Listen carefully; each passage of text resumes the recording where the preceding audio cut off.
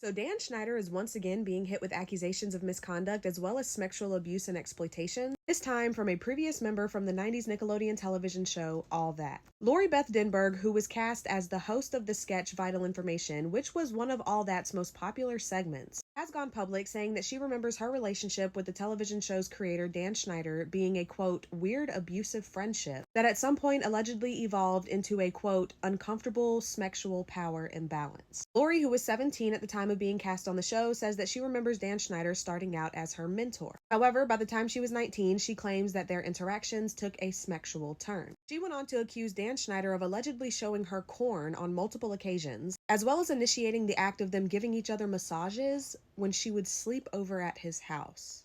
She also went on to recall a story of Dan Schneider allegedly commenting on her chest at a dinner party that was full of All That writers and cast members. She then went on to claim that after he commented on her chest, she threw a dinner roll at him, which then resulted in him screaming at her and then getting up and storming out. She also went on to recall another story where her and Dan Schneider allegedly made a bet where the winner was supposed to receive a massage from the loser. Lori allegedly won the bet, and she says during her massage that he allegedly went on to fondle as well as put his mouth on her chest. Although Lori was of age at the time of these incidents, she goes on to say that she now recognizes the power imbalance and that she also recognizes that she was reluctant to do anything about Dan Schneider's behavior out of a fear of him being able to damage her career. She went on to say, quote, I couldn't have been more green. I couldn't have been more vulnerable. Dan Schneider has gone on to publicly deny Lori's allegations, calling them wildly exaggerated and in most cases false, which I found to be interesting wording. And he went on to say, quote, as I have previously stated, there were times, particularly in the early years of my career, that I made mistakes and exhibited poor judgment as a leader. If I did that with respect to Lori Beth, I sincerely apologize to her, but I cannot apologize for things I did not do. However, Lori's accusations do not only once again shine a creepy light on Dan Schneider, but it also goes on to shine a creepy light on another big name within the network at the time, Brian Robbins. This is Brian. So Brian was an actor in the television show Head of the Class, which is a comedy series that Dan Schneider starred in before becoming a writer himself. And Brian was also a producer on All That, Kenan and Kel,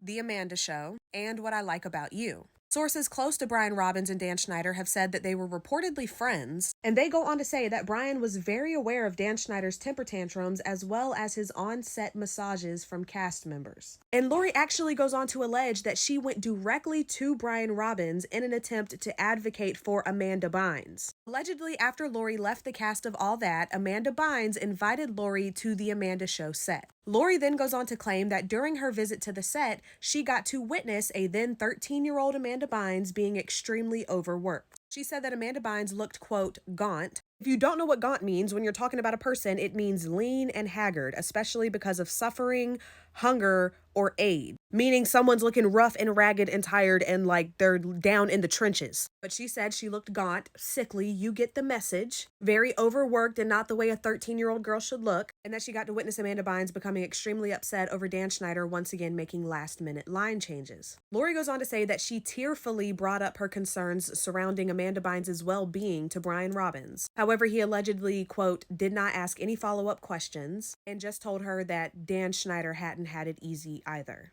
And then Lori went on to say that when Brian didn't do anything, she went even further and demanded a meeting with Albie Hetch. This is Albie, who was the then president of Nickelodeon Entertainment. She went all the way to the tippity top trying to advocate for Amanda Bynes, who was being severely overworked. We see what they've done to Amanda. She went all the way to the top trying to fight for Amanda, and ultimately it resulted in nothing more than Lori being banned from the Amanda Show set. So while it's very clear that Dan Schneider is allegedly a very disgusting person who fostered a toxic work environment and fostered an environment for children to be abused and overworked and exploited and manipulated and just done wrong in every way you can possibly think of, it is not just him, and I need y'all to remember that. The entire network as a whole fostered a disgusting, abusive environment where they could abuse and exploit children for financial gain and sexual gratification. Even if they were not sexually abusing children themselves, it's looking like they were all very aware of the people who were doing it. But I don't know, you guys. Let me know what you think in the comments down below.